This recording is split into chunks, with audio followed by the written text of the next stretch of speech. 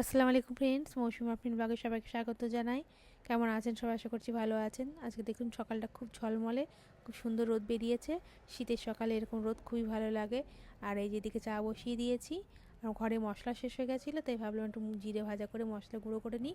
এদিকে দুপুরে রান্নাটা বসিয়ে দিয়েছিলাম।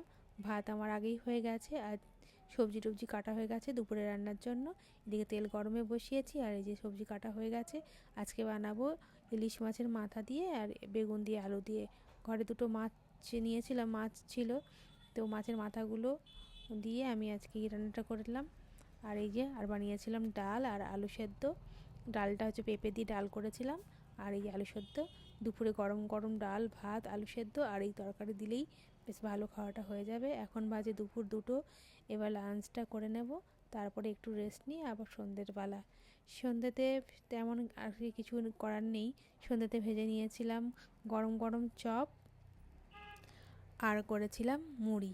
আজকে সন্ধ্যেতে গরম গরম চপ আর মুড়ি খেলাম। তাহলে চলুন আজকের ব্লগটা এখানেই শেষ করছি, আবার অন্য একটা ব্লগ নিয়ে আসবো। টাটা।